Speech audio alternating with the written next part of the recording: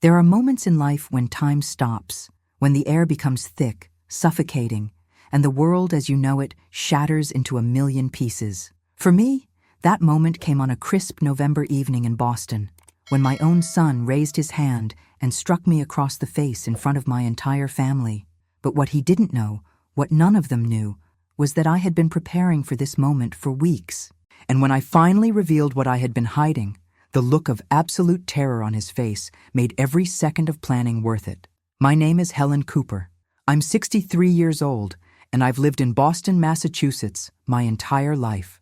I raised 2 children in a modest brownstone in Back Bay, worked as a nurse for 38 years at Massachusetts General Hospital, and buried my husband, Richard, 5 years ago after a brutal battle with cancer. Richard left me our home, paid off, and a life insurance policy of $450,000. It wasn't a fortune, but it was security. It was peace, or so I thought.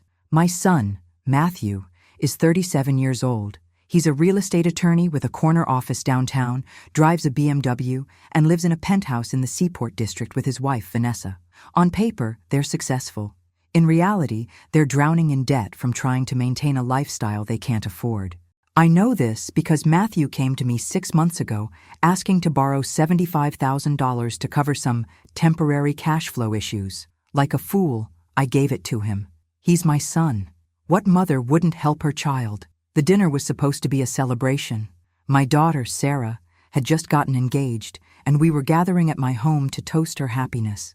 I spent 2 days preparing: roasted turkey, homemade cranberry sauce, my famous apple pie. The dining room table was set with my grandmother's china, candles flickering, the smell of cinnamon filling the air. Matthew and Vanessa arrived late, as usual, with smirks on their faces and champagne they didn't offer to share. We were halfway through dinner when it happened. I was talking about maybe downsizing, perhaps moving to a smaller apartment now that I was getting older. Just casual conversation. That's when Matthew's face changed. He set down his fork with a sharp clink and stared at me with cold, calculating eyes. "You're not selling this house, Mother," he said, his voice low and threatening. "Excuse me?" I replied, taken aback by his tone. "This house is my inheritance. You don't get to make decisions about my future without consulting me." The table went quiet. Sarah stopped mid-bite. My brother, Tom, shifted uncomfortably. Vanessa smiled, a cruel little twist of her lips that made my stomach turn. "Matthew, this is my home. I can do whatever I want with it," I said firmly. That's when he stood up. His chair scraped against the hardwood floor, the sound like nails on a chalkboard. He walked around the table slowly, deliberately, until he was standing right beside me. And then, without warning, he raised his hand and slapped me hard across the face. The crack of his palm against my cheek echoed through the dining room like a gunshot. "You are the shame of this family," he yelled, his face twisted with rage. "A selfish old woman who doesn't know her place." Vanessa laughed. Actually laughed. Sarah gasped, her hand flying to her mouth. Tom started to stand, but I held up my hand to stop him. My cheek burned. My eyes watered, but I didn't cry. Instead, I felt something else entirely. Clarity, certainty, power. I looked up at Matthew, my voice steady and calm. "Then, you're going to love this." He went silent. The smirk faded from Vanessa's face. I stood up slowly, reached into my cardigan pocket, and pulled out my phone. Before I continue with what happened next, I want to ask you something. If you're enjoying this story, please take a moment to like this video and subscribe to our channel. It really helps us continue bringing you these powerful stories. And please, leave a comment telling me where you're watching from and what time it is there. I love connecting with all of you. Now, let me tell you what I did next and how it destroyed everything Matthew thought he knew. The walk from my chair to the television felt like miles, though it was only a few steps. Every eye in the room was on me. Matthew's expression had shifted from rage to something else. Uncertainty, perhaps? Vanessa had stopped laughing, her perfectly manicured hand frozen halfway to her wine glass. Sarah's face was pale, her new engagement ring catching the candlelight as she gripped her fiancé's hand. My brother Tom leaned forward, his weathered face creased with concern and curiosity. My hands were steady as I connected my phone to the television. Remarkably steady, considering what I was about to do. Considering that I was about to detonate a bomb that would blow apart my son's carefully constructed life. But after what he'd just done, after he'd raised his hand to his own mother in front of the entire family, I felt no hesitation. Only a cold, righteous anger that burned in my chest like ice. "What are you doing?" Matthew demanded, his voice cracking slightly. "Good. Let him worry.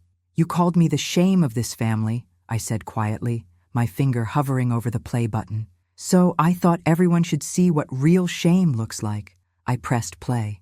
The television screen flickered to life, and suddenly, there was Matthew. Not the Matthew standing in my dining room with his expensive suit and his cultivated image of success. This was Matthew in a hotel room I didn't recognize, the kind with generic art on the walls and a bed that had seen too many secrets. And he wasn't alone. The woman with him wasn't Vanessa. She was younger, probably mid-20s, with long dark hair and a laugh that came through the speakers like broken glass. I watched as my son whom I had raised to have values, to have integrity, kissed this woman with a passion I'm not sure he'd ever shown his wife. The timestamp on the video read, September 23rd, last month. While Vanessa was visiting her sick mother in Connecticut, Matthew had told her he was working late on a case. "Oh my God," Sarah whispered, her voice barely audible over the sound coming from the TV. Vanessa's wine glass slipped from her fingers and shattered on the hardwood floor, red wine spreading like blood across the wood I'd lovingly maintained for 40 years. She stared at the screen, her face drained of all color, her mouth opening and closing like a fish drowning in air. "Turn it off." Matthew lunged for the television, but Tom was faster, stepping between him and the screen with the solid presence of a man who'd worked construction his entire life. "No," Tom said simply. "Let it play." The video continued. 3 minutes of damning evidence.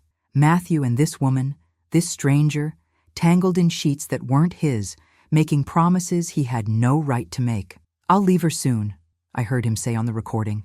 "Once I get my mother's house, we'll have enough to start over. Fresh beginning, baby. Just you and me. My mother's house. My house. The home where I'd raised him, where his father had died, where I'd poured $30,000 of my own money into renovations just 2 years ago because Matthew had convinced me it would increase the property value for the family. Now I understood. He'd been planning this, calculating, using me. When the video finally ended, the silence in the room was deafening. Vanessa stood frozen, tears streaming down her face, her hands trembling.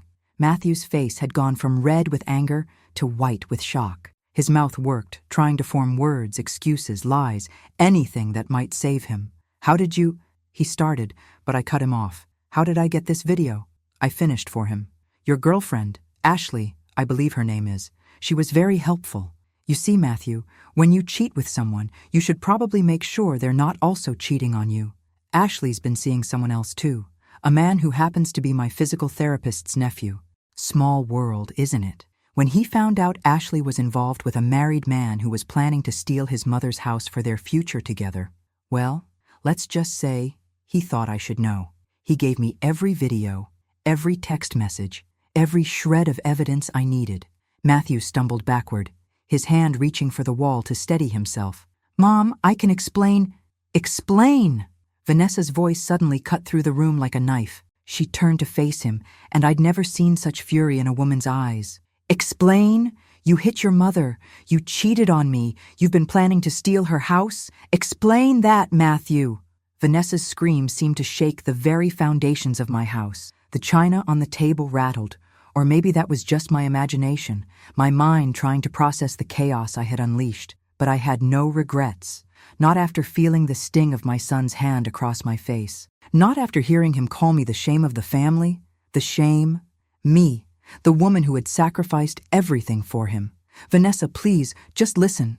Matthew reached for his wife's arm, but she jerked away from him as if his touch was poison.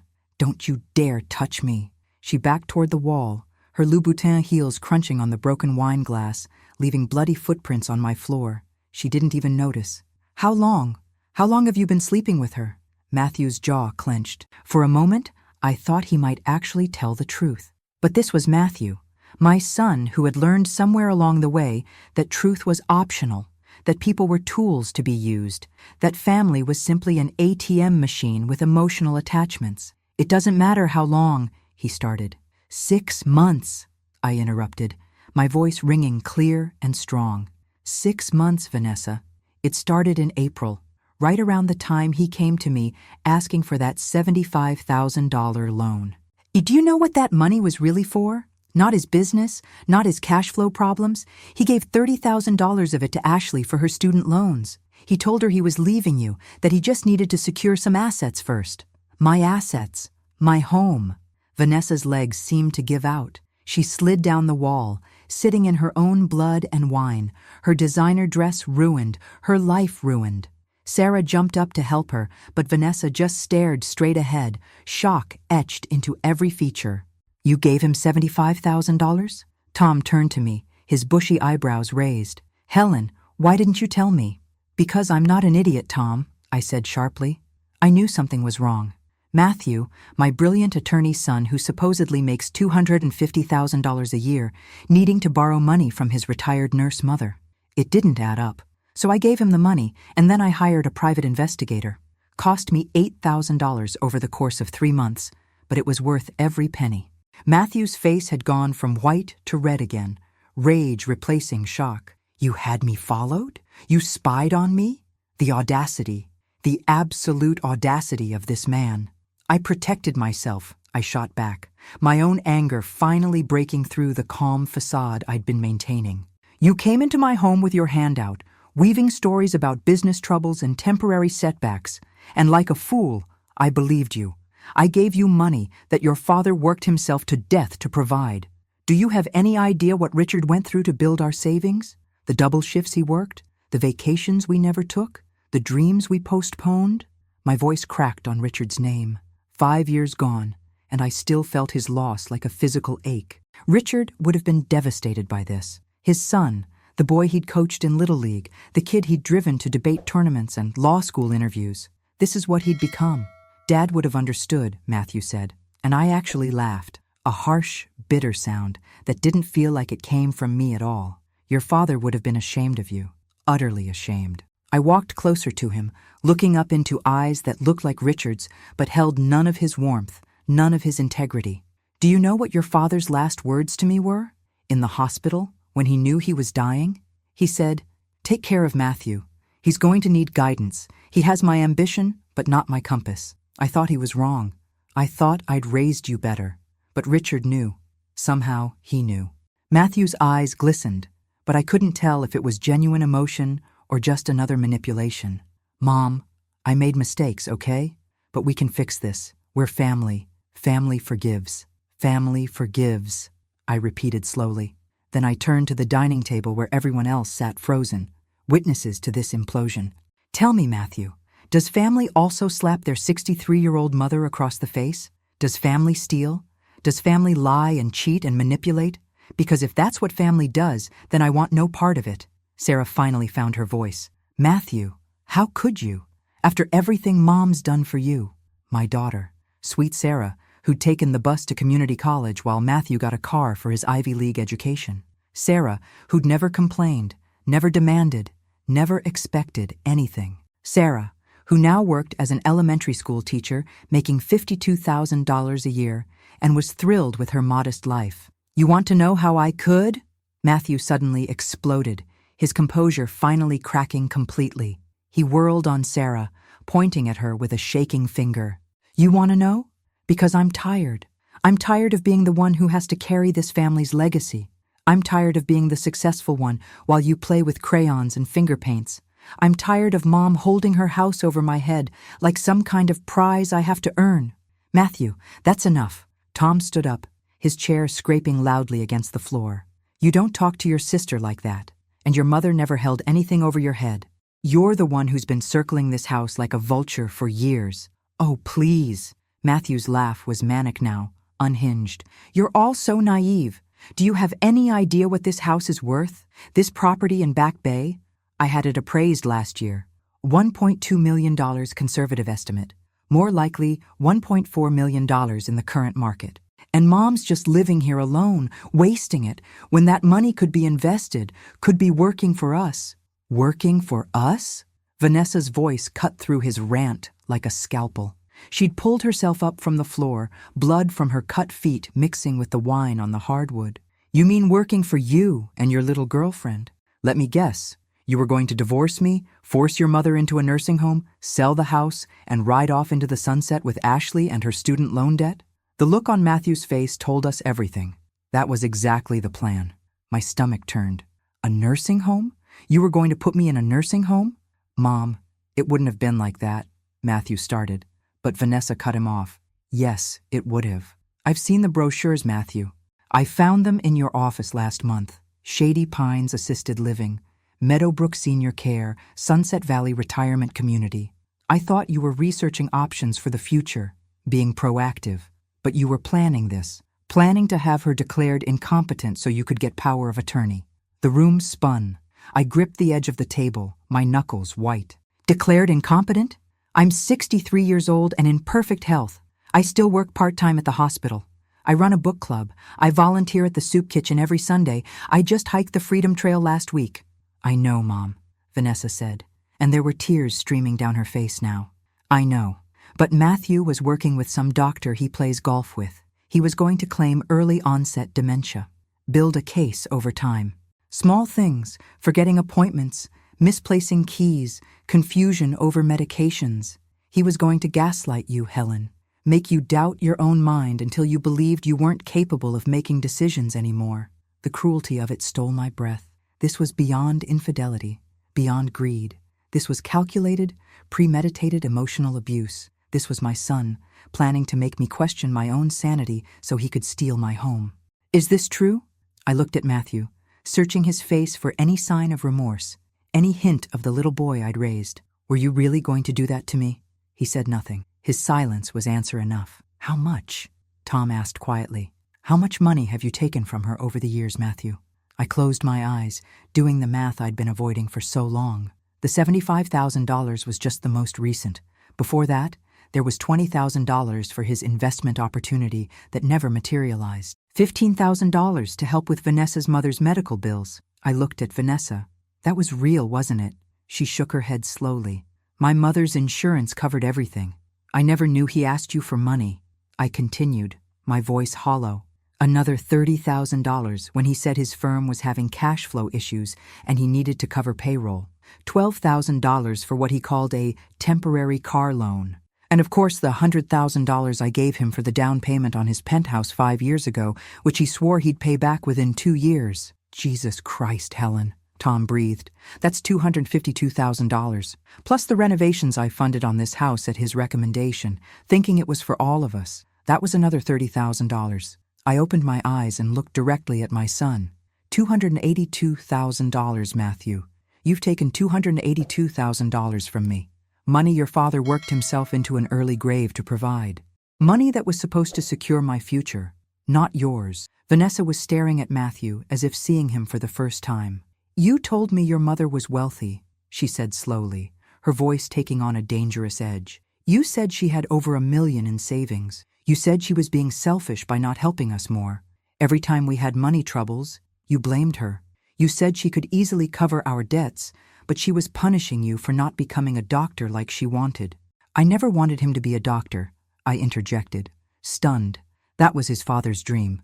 But we told Matthew to follow his own path. We were proud when he chose law. We were proud of him. My voice broke on the past tense. We're proud. Not anymore. There's more, Vanessa continued, pulling out her phone with trembling hands. I didn't understand it before, but now, God, how did I not see it? She scrolled through something, then turned the screen toward me. Last month, Matthew had me sign some papers. He said they were refinancing documents for our mortgage. But look at this. These aren't refinancing papers. This is a power of attorney form. He was trying to get me to sign as a witness. I took the phone, Sarah and Tom crowding around to see. The document was partially filled out, with my name at the top.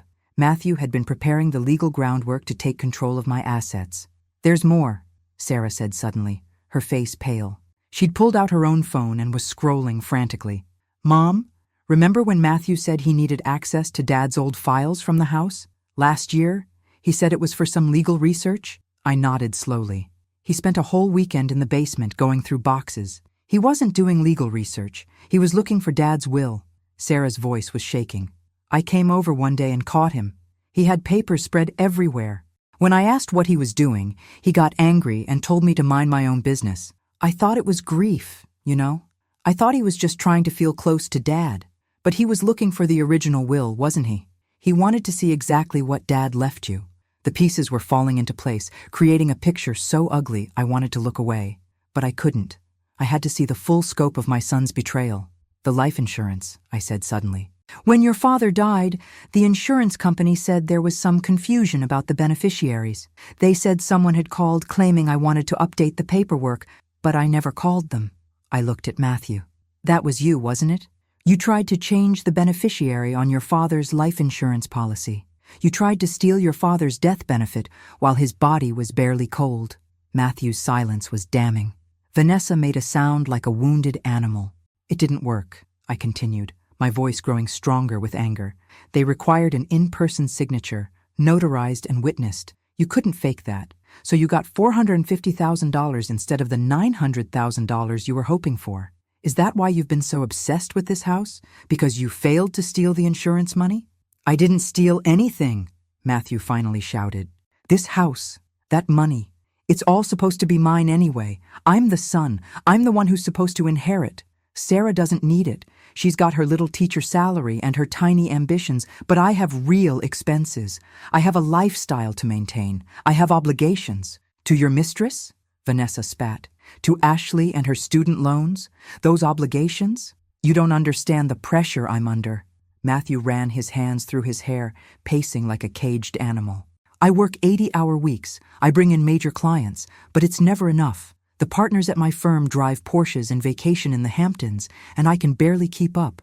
We're $380,000 in debt, Vanessa. Credit cards, the second mortgage you don't even know about, the business investments that went south. I needed that money to stay afloat. You took a second mortgage on our home? Vanessa's voice was barely a whisper. When? How? Last year. $180,000. I forged your signature. The confession hung in the air like a guillotine blade. Vanessa's face cycled through emotions too quickly to track. Shock, betrayal, rage, and finally, something cold and calculated. Get out, she said. Vanessa, wait.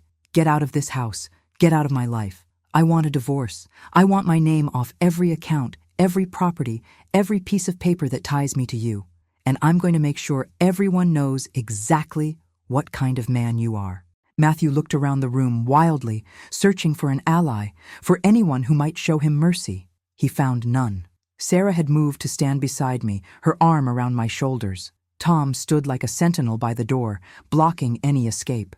Vanessa had pulled herself together, her lawyer instincts clearly kicking in despite her emotional devastation. You can't do this, Matthew said, but his voice lacked conviction. I'm your husband. Helen's my mother. We're family. You can't just throw me away. You threw yourself away, I said quietly. The moment you raised your hand to me, you stopped being my son. The moment you decided to steal from me, to gaslight me, to treat me like an obstacle instead of a person, you threw away everything we were. I'll fight this, he said, desperation creeping into his voice. I'll contest everything. I'm a lawyer, remember? I know how to work the system. You think your little video means anything? Adultery isn't even grounds for contesting a divorce in Massachusetts anymore. It's a no-fault state. And as for the money, Mom, you gave it to me willingly. You can't prove I wasn't going to pay it back. Actually, Tom said, pulling a folded document from his jacket pocket. She can. All eyes turned to my brother. He walked forward and handed me the papers, his weathered face grim. What is this? Matthew demanded. 3 months ago, Tom said, your mother came to me. She told me she suspected you were lying about the money, but she needed proof, so I helped her. We went to the bank together, and we made sure that every transaction was documented not as a gift, but as a loan. Helen's lawyer, my lawyer actually, a real one who cares about his clients, drafted loan agreements for every penny you took. Helen signed them, and she mailed them to your office, certified mail with return receipt requested. I never signed anything, Matthew protested. You didn't need to, I said, finding my voice again. In Massachusetts, if a borrower receives a written loan agreement and doesn't dispute it within 30 days, acceptance can be implied by continued acceptance of the benefits. You took my money after receiving those documents. You cashed the checks. That's acceptance, Matthew. And there's more. I walked to the sideboard where I'd hidden another envelope before dinner. My hands were steady as I opened it and pulled out a stack of papers. Bank statements showing every withdrawal I made for you. Copies of every check. Text messages where you promised to pay me back. I saved them all. Emails where you detailed how you'd use the money and when you'd return it. Voicemails I had transcribed and notarized. I have 3 years of documentation, Matthew. 3 years of your lies and my naive hope that my son would do the right thing. Matthew's face had gone from red to ashen. You planned this. All of this. No, I said firmly. I hoped I was wrong. I prayed I was wrong. But I prepared for the possibility that I was right. And thank God I did. Because tonight you showed me exactly who you've become. Sarah spoke up, her voice stronger now. There's something else you should know, Matthew. Last week, Mom came to me. She showed me everything. The evidence, the investigation reports, all of it. And she asked me what she should do. She didn't want to destroy you. Even after everything, she was trying to find a way to give you a chance to make it right. Sarah, don't, I started. But she continued. I told her to tell you everything privately. Give you a chance to confess, to apologize, to start paying her back. Maybe even work out a payment plan. We were going to talk to you tomorrow, privately, away from everyone else. But then you did this. Sarah's voice hardened. You slapped our mother in front of the entire family. You called her a shame. You proved that you don't deserve mercy or second chances. Matthew lunged forward, reaching for the documents in my hands. Tom caught him easily, his construction worker's strength still formidable at 68. Don't even think about it, boy, Tom growled. Those are copies anyway, I said. The originals are in a safe deposit box, along with copies of everything else. My lawyer has a set. Tom has a set. Sarah has a set. You can't destroy the evidence, Matthew. It exists in too many places. Vanessa had been typing on her phone furiously throughout this exchange. Now she looked up, and there was something fierce and determined in her eyes that I'd never seen before. I just sent screenshots of everything, the video, photos of these documents, all of it, to my lawyer. She's going to meet me at our penthouse in an hour. I'm changing the locks tonight. You can't do that, Matthew protested. It's my home too. Actually, Vanessa said coldly, it's my home. My parents gave us the down payment, remember? The deed is in my name only because your credit score was too low to qualify for the mortgage. Another lie you told, claiming you wanted it in my name for tax purposes. You don't own anything, Matthew. The car, leased in my name. The condo, mine. The furniture, mine. You're going to leave with exactly what you deserve, nothing. I have rights, Matthew was shouting now, his composure completely shattered. I'll sue. I'll take you all to court. You'll see. I'll prove you're all conspiring against me. Conspiring? Tom laughed, a harsh bark of sound. Boy, you don't need our conspiracy to destroy you. You've done that all by yourself. I want all of you out of my life, Matthew yelled. You're all against me. You never understood what it takes to succeed in this world. You never understood the pressures I face.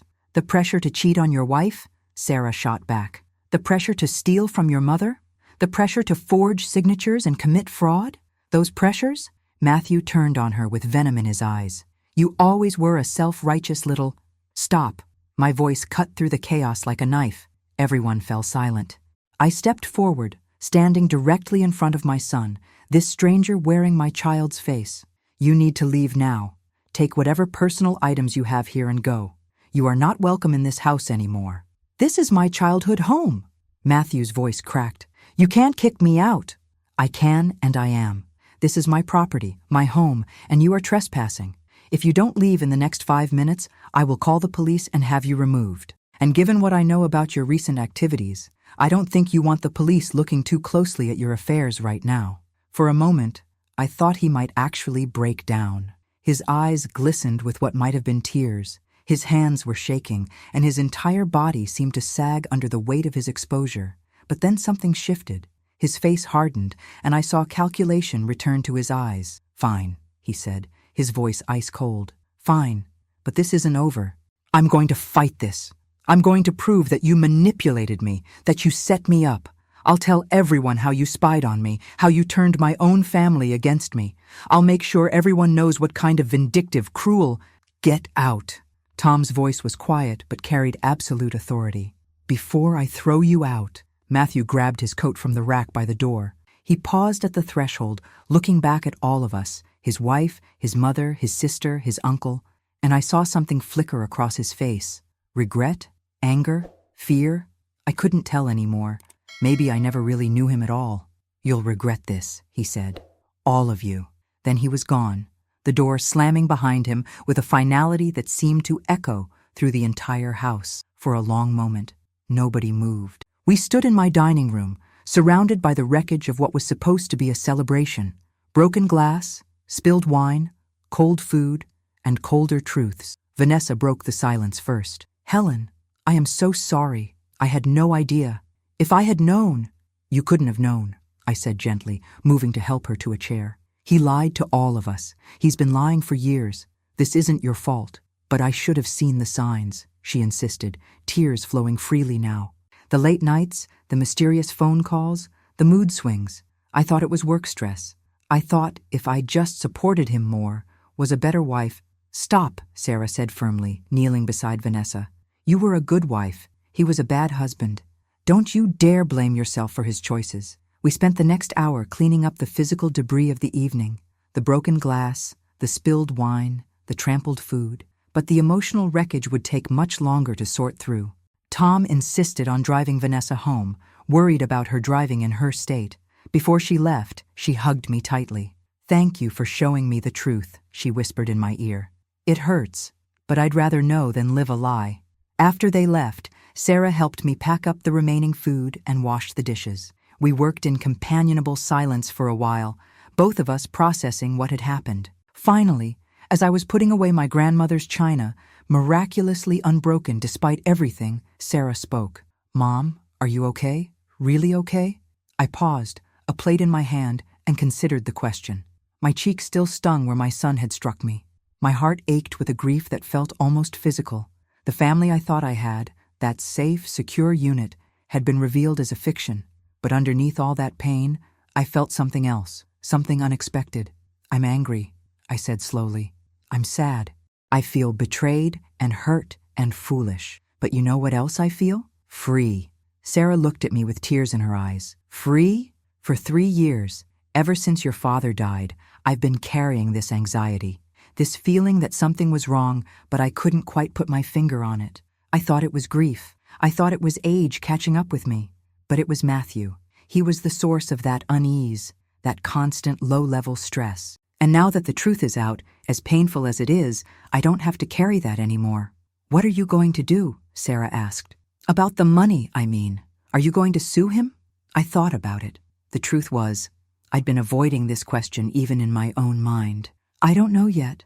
Part of me wants to make him pay back every penny, but another part of me just wants him out of my life completely. Money can be replaced. Time can't. I've already wasted too many years worrying about him. "You didn't waste anything, Mom. You were being a good mother." "Was I?" I set down the plate and turned to face my daughter. Because a good mother should have seen what her son was becoming. A good mother should have set boundaries, should have said no, should have protected herself instead of enabling his worst impulses. "You did what you thought was right with the information you had," Sarah said firmly. "And when you realized what was happening, you protected yourself. You documented everything. You prepared for this. That's not weakness, Mom. That's strength." I pulled my daughter into a hug. This wonderful woman who had never asked me for anything, who had built a good life on her own terms, without manipulation or deceit. "When did you get so wise?" I murmured into her hair. "I learned from watching you," she said. "Even when you were doubting yourself, even when Matthew was manipulating you, you still maintained your dignity and your values. You still showed up at the soup kitchen every Sunday. You still volunteered at the hospital. You still lived your life with integrity. That taught me more than any words could have." We pulled apart, both of us wiping tears. The kitchen was clean now, the house silent except for the ticking of the grandfather clock in the hallway, another family heirloom that Matthew would never get his hands on. "What happens next?" Sarah asked. "I'm going to call my lawyer first thing Monday morning. We're going to review all the documentation and decide the best course of action. I want to explore every option. Civil suit, pressing charges if anything criminal can be proven, restraining order if necessary." "Do you think it's criminal? What he did?" "The forgery on Vanessa's signature definitely is. The attempted change on your father's insurance beneficiary might be. The loan fraud might be, depending on how it's prosecuted. And if he really was working with a doctor to have me declared incompetent, that's conspiracy to commit fraud, possibly elder abuse. Sarah's eyes widened.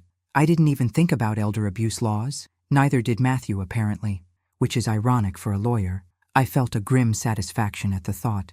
He was so focused on his schemes that he forgot the very laws he swore to uphold. That kind of arrogance always catches up with you eventually. Monday morning came with a cold rain that matched my mood. I'd barely slept over the weekend, my mind replaying the dinner party disaster on an endless loop. Every time I closed my eyes, I saw Matthew's hand raised, felt the sting of the slap, heard Vanessa's anguished cry. But I also saw the look on his face when I played that video, the absolute terror when he realized his carefully constructed lies were crumbling around him. My lawyer, Patricia Chen, had been my attorney for 15 years. She'd handled Richard's estate, helped me with some property disputes, and had been the one to draft those loan agreements when I first approached Tom with my suspicions. Now, sitting across from her in her downtown office, I watched her face grow increasingly grave as I recounted the events of Friday night. "Helen," she said when I finished, "this is much worse than we anticipated. The physical assault alone is grounds for criminal charges. Combined with the financial fraud, the forgery, the conspiracy to have you declared incompetent, we're talking about multiple felonies here." "Can we prove all of it?" I asked. "Most of it, yes. The assault, you have witnesses. Everyone at that dinner saw it. The financial fraud, we have all the documentation. The affair and his statements about stealing your house, we have video evidence. The forgery on Vanessa's documents, she's already filed a police report about that. She called me over the weekend, actually, asked if I could represent her too. Can you?" Patricia shook her head.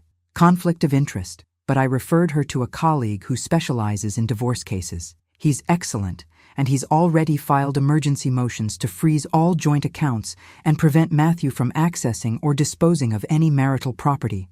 That was fast. Vanessa is motivated, and frankly, she has a very strong case. The adultery, while not grounds for fault divorce in Massachusetts, does matter when it comes to property division, especially since Matthew used marital funds to support his affair. The forgery is criminal. She's not just divorcing him, she's making sure he pays for what he's done. I felt a strange kinship with Vanessa. Both of us betrayed by the same man, both of us fighting back. What about the money he took from me? Can we get that back? We can certainly try. The loan agreements are solid. We have evidence that you loaned him money with the expectation of repayment, that he acknowledged the debt, and that he failed to repay according to the implied terms. We can file a civil suit to recover the funds, plus interest. How much are we talking about? Patricia pulled out a calculator and started punching in numbers. $282,000 in principal. If we apply the statutory interest rate for personal loans in Massachusetts, that's currently about 6%, and calculate from the date of each loan, we're looking at approximately $340,000 total with accrued interest. The number hit me like a physical blow. $340,000, and that's just what we can prove. If there were other transactions, cash payments, anything else he took from you, there were other things, I admitted. Small amounts here and there, a few thousand for this, a few thousand for that. I didn't document all of it because I thought I was helping my son, not building a legal case. How much approximately? I thought back over the years, all those small loans and gifts and temporary help. Maybe another $40,000 or $50,000 over the course of 10 years. Patricia made notes. So we're potentially talking about $400,000 total. Helen, this is serious money. This isn't a family squabble.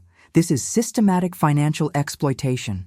Depending on how we frame it, we might be able to argue this constitutes elder financial abuse. "I'm only 63, I protested. "I'm not elderly. In legal terms, anyone over 60 can be considered an elder for the purposes of abuse statutes, and the fact that he's your son, someone in a position of trust and authority, makes it worse. The penalties for elder abuse are severe, both civil and criminal. 3 months later, I stood in the same courthouse where Matthew had practiced law for years. It felt surreal, walking these halls where my son had once strutted with confidence, now seeing him sitting at the defendant's table with a court-appointed attorney. His expensive suit was wrinkled, His usually perfect hair was disheveled, and the arrogance that had defined him for so long was nowhere to be seen. The intervening months had been a whirlwind. Matthew had tried to fight. Oh, how he'd tried. He'd hired a fancy lawyer with money I suspected came from Ashley or some other source I didn't want to think about. He'd filed motions claiming I was mentally incompetent, that I'd fabricated evidence, that the video was somehow doctored. None of it worked. Patricia and her team had built an airtight case, corroborated by Vanessa's evidence, Tom's testimony, Sarah's observations, and the damning paper trail Matthew had left behind. The criminal charges had come first. Assault and battery for hitting me. He'd pled guilty to avoid jail time and accepted probation. Forgery for the signature on Vanessa's documents. He'd been convicted and received a suspended sentence. Attempted fraud for trying to change Richard's insurance beneficiary. The insurance company had pressed charges and won. His law license was suspended pending a Bar Association review, which everyone knew would result in disbarment. Vanessa's divorce had been swift and brutal. She'd walked away with everything, the penthouse, the furniture, even his car. The court had found that Matthew had dissipated marital assets through his affair and fraudulent activities, and he'd been left with nothing but debt and shame. I'd heard through the grapevine that Ashley had dumped him the moment his money problems became public. Apparently, she'd been more interested in his perceived wealth than the man himself. Now we were here for the civil judgment, the final piece of the puzzle. The judge, a stern woman in her 60s named Judge Morrison, had reviewed all the evidence. She'd seen the loan agreements, the bank statements, the text messages, and emails. She'd heard testimony from me, from Tom, from Sarah, from my private investigator. She'd even heard from Richard's former business partner, who testified about the years of hard work Richard had put in to build our savings that Matthew had systematically stolen. Judge Morrison cleared her throat and began to read her decision. In the matter of Helen Cooper versus Matthew Cooper, I find that the defendant, Matthew Cooper, did willfully and knowingly defraud the plaintiff of $282,000 in documented loans, plus an additional estimated $48,000 in undocumented but corroborated loans and gifts given under false pretenses. My heart hammered in my chest. Beside me, Patricia squeezed my hand. Furthermore, Judge Morrison continued, I find that Mr. Cooper's actions constitute elder financial abuse under Massachusetts General Laws, Chapter 60B, Section 8. The exploitation of a family relationship, combined with the systematic deception and the attempt to have the plaintiff declared incompetent for the purpose of obtaining her property, demonstrates a pattern of behavior that goes far beyond simple debt default. Matthew's head dropped into his hands. His lawyer looked defeated. Therefore, I am ordering Mr. Cooper to pay restitution in the amount of $330,000, which includes the principal loans plus interest. Additionally, I am awarding the plaintiff $200,000 in punitive damages, given the egregious nature of the abuse. I am also ordering Mr. Cooper to pay all legal fees incurred by the plaintiff in pursuing this case, which amount to $45,000. The total judgment is $575,000. I couldn't breathe. $575,000. It was more than I'd ever expected to recover, more than I'd dared to hope for. Furthermore, Judge Morrison said, her voice taking on an edge of steel, I am issuing a permanent restraining order prohibiting Mr. Cooper from contacting the plaintiff in any way, directly or indirectly. Any violation will result in immediate arrest and prosecution. This court is appalled by Mr. Cooper's treatment of his own mother, and I want to make it abundantly clear that such behavior will not be tolerated in the Commonwealth of Massachusetts. The gavel came down with a sharp crack that seemed to echo through the courtroom and through my soul. It was over. Finally, truly over. Outside the courthouse, the spring sunshine felt like a blessing. Sarah was waiting for me on the steps, having taken the day off from teaching to be here. Tom was there too, grinning like he'd just won the lottery. Even Vanessa had shown up, now free from her marriage and rebuilding her life. Mom, you did it. Sarah hugged me tight. I'm so proud of you. We did it, I corrected. All of us. I couldn't have done this without your support.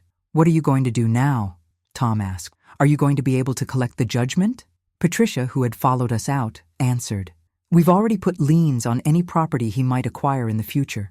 We've garnished his wages, whatever he manages to earn now that he's not practicing law. It'll take time, probably years, but we'll collect. And in the meantime, Helen, you should know that the judgment is public record. Matthew's reputation is destroyed. No law firm will touch him. No client will trust him. He's going to spend the rest of his life living with the consequences of what he did. I should have felt triumphant. I should have felt vindicated. And part of me did.